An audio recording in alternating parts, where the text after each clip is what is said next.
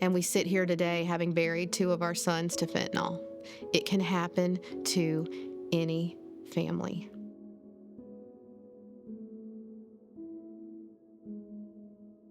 I'm not going to lie and say he was tricked. He wasn't tricked. He was seeking fentanyl, and he got it. And it killed him.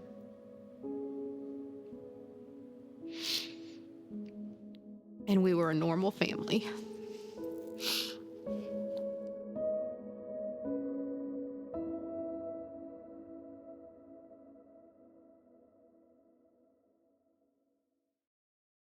Our oldest son, Gannon, is our biological son. Max was adopted from Guatemala, and our daughter was adopted from Korea. So normal, other than that's a little different. We looked a little different. But yeah, normal childhoods, no trauma, no divorce, no issues. Now, if you had asked me when they were little who was going to give you issues, it would have always been our middle son, Max. Max has no fear. Max is going to do what Max is going to do. He was very, very short. Guatemalans are not a tall people, and he was 5 foot even, but you've heard that expression, short man syndrome. It makes you real brave. So he was not scared of anything. So I'll put that out there. He didn't get in trouble in school. His teachers loved him, but at home, Max had quite a way about him. He was going to do what he wanted to do. He did have a learning disability, and he did not care for in school, when it's time to take a test and you have a learning disability, they'll pull you out to read the test to you. And he didn't like that. That's kind of embarrassing. So you add that and his height, those would be 2 things that definitely bothered him. Gannon, everything with Gannon threw us a curve. Gannon was a mama's boy, really sweet, heart for people with special needs or different issues. He was gifted. He qualified for gifted and all, but he was horrifically an underachiever in school. He did not put his effort into that. I would be lying if I said that he did. He was an average student. He did not love school, but very bright, very funny, very kind. I felt I lived a charmed life until December 9th of 2022, when my son came to me and told me he was an addict. I felt we had a charmed life. So Gannon had moved out. He was 21, and he had a job. He was a plumbing apprentice, doing great, making more than I did when I started teaching at age 20, he was, and was getting ready to take the state licensing test. Had his own work truck, lived with some friends in an apartment, and went to work every day, was doing well. And on December 9th, he had called me that morning and said, "I need to talk to you tonight." And I said, "Okay." He goes, "It's really important." I could tell something was on his mind. And he called me that night. He goes, "Mom, I have to work late." I said, "Okay, I'll wait up for you if you want to come by the house." He goes, "No, I need to tell you now or I'm not going to tell you." And I'm like, "What's going on?" And he said, "Mom, I'm an addict." I said, What do you mean?" He goes, "I'm addicted to opioids and I need help." And I said, "Do you need help like right now?" And he said, "I do." I said, "Come home after work." So he came to our house, and in the interim, I had told my husband, and we had him in rehab the next day. I mean, we were on it, doing research, and had him. Now, I will back up to say that we knew he smoked pot. Pot had started in high school. He got caught at his high school with weed, and that's when we knew. What I have since learned is that the weed they smoke today, they smoke it out of those carts, and it's so much stronger than, like in my day in the 80s, the pot of those days. It's much, much stronger. And to me, that makes it much more likely to lead into something heavier. But anyway, all that to say, did I think he still smoked pot? Yes. And did I know that he wasn't a big drinker, but he was 21. Zero clue about opioids. Zero clue. The only thing I can say now, looking back, Gannon had always carried an extra 20, 30 pounds, and he had lost it. But I remember saying, "Wow, you look great." And Ollie's like, "Yeah, thanks." He'd come by to visit, and I'm like, "You want something to eat?" "I'm not really hungry." Well, that's not Gannon. So now looking back, I know that opioids make you lose weight, you lose your appetite, all those things. So that's the only thing I can look back and see. Gannon never was arrested. Gannon never had a speeding ticket. Gannon never missed work. He was a functional addict right up until the day he was not. So as we were going through this journey with Gannon, and, the more I meet of parents of addicts, the stories are the same. You do a rehab and you think they're going to be fixed, and they come home and they relapse a week later, and then they go to the next rehab. So we were in the middle of that storm. And Max started acting bizarre. And I remember at one point, I'm like, son, are you hearing voices? Like, I was trying to narrow down what is going on, because he was just bizarre acting. And we thought he was perhaps having mental health issues because of his brother, because he had gone through a bad breakup. He presented so differently from Gannon. We thought this can't be drugs. Well, then one night, his sister came and woke us up. He was face down on the floor and downstairs. He had something on the stove on, but nothing was in it, just the pan. So it was, making a smell. And we're like, what is going on? And he was like pulling his hair and really agitated. And then he goes, I'm super scared. And so I said, we have to call 911. And so it's called a 1013 in Georgia, where then he had to be watched in the hospital. But they tested him, and he tested negative for every drug. Now, we then took him to his primary the next day, where he tested positive for fentanyl. But I throw that in there to show you that hospitals don't always have the most accurate test. We had a real false sense of security for a minute, thinking, well, this is mental health. But it wasn't, because he didn't admit to us at that point that it was drugs. But luckily, we had him tested elsewhere, and it did test positive. Don't have a false sense of security with those at-home drug tests, by the way. So many of them don't catch the stuff. I've learned there's a separate test for fentanyl. There's a separate test for kratom. Kratom is stuff they buy over the counter. There's a separate test for this and that. So I tell parents that all the time, because even the hospital did not catch Max's fentanyl. But once the regular doctor tested him, that's when we knew we were dealing with the same drug. It just affected him differently, but he would say, Mom, it makes me feel invincible. And you could tell by the way he acted, though to us it looked crazy, I could see how he thought he looked really pumped up. And for someone who's 5 foot tall with a learning issue and all that, it made him feel really good. So for different reasons, but they kind of crossed paths. So at one point, both boys were at different rehabs. I mean, we were living a complete and utter nightmare. Our lives changed like that. The rehab centers, in my opinion, are very different. I've seen good and I've seen bad, because between the two boys, I think we've experienced 7 in a 1.5-year period. I don't want to say names, but the first one Gannon went to, he was there 30 days. In our naivety, we thought the McDermott's had beat addiction. Like, he came home, he asked if he could move back home. We're like, yes, this is great. And he relapsed 8 days later.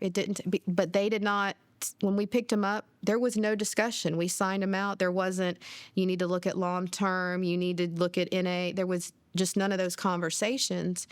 And you don't know what you don't know. I didn't know the drug world. I didn't know, and I didn't even, at that point, I didn't know fentanyl was his drug of choice. He had not admitted that yet. I thought he tested positive for fentanyl at that rehab, but he tested positive for 5 things. And I remember saying, Gannon, I've told you fentanyl is out there. It's this drug. And he acted surprised. He didn't admit till he had about 90 days of clean time that he had actually progressed to fentanyl, and snorting fentanyl many times a day. So the first one did not prepare us for, like, what's next. Like, you can't just come out of rehab and go back to life. Like, he moved home, but, like, he went back to his job, and we just thought life would resume as normal. And like I said, didn't make it 8 days. That's when we knew he relapsed. He could have relapsed before that. And so then we said, okay, we're going back. And we went to a different one. And that one was a 35-day program, but its whole premise was, then you go straight door to door from here to a long-term facility. 35 days is a joke in this. So we started to learn, and then we put him in a 6-month program, which was a very good program. Here's what has changed, and that's fentanyl. The place where he was has been around 20 years in Georgia. People come from all over the U.S., and in 18 years, they had not lost a client. In the last 2 years, they'd lost 6 because of fentanyl. I'm not saying you can't get off fentanyl, but it's a 94% relapse rate. Once you are truly addicted, good luck. You don't see long-term fentanyl addicts. You don't. And I don't know many people in long-term fentanyl recovery. And I'm hoping they figure out a way to make that happen. But you're not on fentanyl for very long. So I just try to say to my students and everyone out there, you can't touch it. The DEA, I went to a DEA forum, and 7 out of 10 pills don't just have fentanyl. They have a lethal amount of fentanyl. You're playing backwards Russian roulette where one chamber is empty. You can't do it. So they're very different. The rehab centers, in my opinion, are very different. Also, they're really expensive. So several of the ones we did took our insurance, which was great, but you still owe several thousand. I mean, a month of rehab is like $35,000, and we still had to pay 3 or 4. But the long-term facility was over $20,000. Well, we're educators. Now, we are very lucky that we had access to take out a second mortgage and borrow the money that we're going to be paying back for a very long time, and I would do it all over again. But an average family or a single parent or people in poverty, I don't know what they would do. But he was not, like Gannon never left a rehab. He would stay. He would do what he needed to do. Max left his twice, and the last time they wouldn't let him back. Of course, you have to want to be there. But he walked away from it. And so his story was different. He walked away one time in the middle of the night, got arrested in a convenience store for stealing liquor, like Fireballs. So we got that call. So he was starting to go down a very deviant path along with it. So his story looked different from his brother's. But we let him come back home and said, as long as you're drug-free, you can stay with us. And he made it about 3 months. And then he came home one day and he was completely under the influence. And a couple days later, we took his car away, all the things, and he still had drugs delivered to him in the county. And he was dead 3 days later at a friend's house. And he had 9 more pills in his backpack. I mean, he was going out big. And every single one of the pills had fentanyl. Gannon's report, we don't have Max's toxicology report yet, but Gannon showed he had enough fentanyl to kill 18 people in his system. He was dead when his feet hit the ground. He didn't know what hit him. And his drug dealer, we did go to court, and I got to do a victim impact statement, and he got 40 years, Devin Wells, and the earliest he can get parole is in 30 years. And this was in Gwinnett County, Georgia. And now he was a career drug dealer. He was on probation. He got charged with trafficking, guns, open container, all the things. And another person died 3 days before my son that he sold to.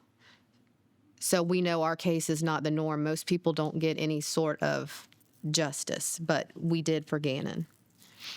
But I also, because I know people watching have different views of addiction and all, and I have to be honest, as much as it pains me, my son was also complicit in his choices. He never should have, he knew better, and he never should have gone to this. And he still did. Now, I also understand that once he was addicted, it becomes a snowball effect, and it's not easy to quit. But no one chased him down, and no one held him down. And I think sometimes people try to only blame one side. But if he didn't want the drugs, he wouldn't have found the drugs. And that sucks, but it's the truth. He started with prescription pills. He dated a girl for a couple years whose stepfather had back issues. So he just had a plethora of pills. And so recreationally on the weekends, they would pop a couple pills. This is his version of events as he got clean. So if this is the truth, they break up. He no longer has access to prescription pills, so then you have to get it on the street. Once you get it on the street, everything has fentanyl in it. And he said he could tell when it started to hit differently, and then he progressed to where he actually wanted fentanyl. So I'm not going to lie and say he was tricked. He wasn't tricked. He was seeking fentanyl, and he got it, and it killed him.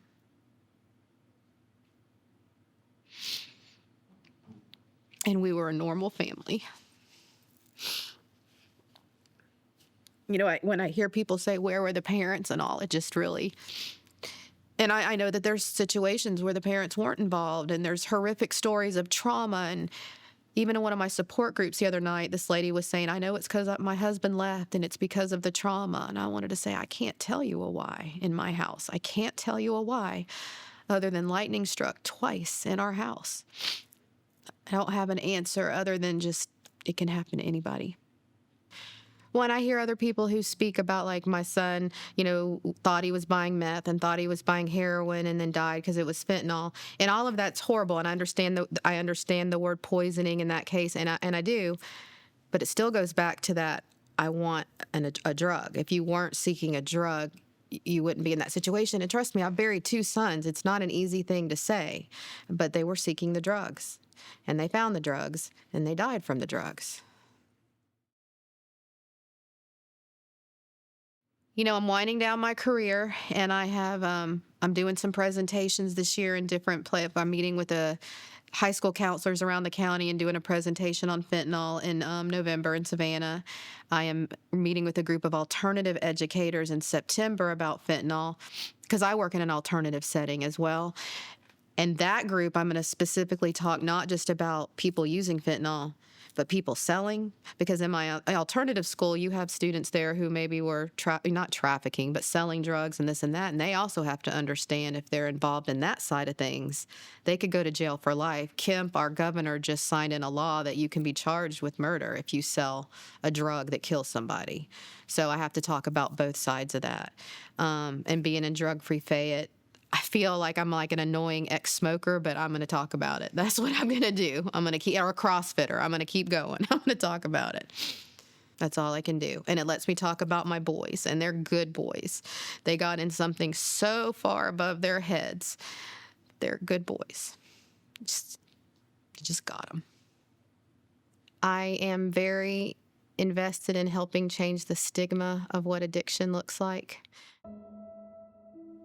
My husband and I have been married over 24 years. We have 3 beautiful children.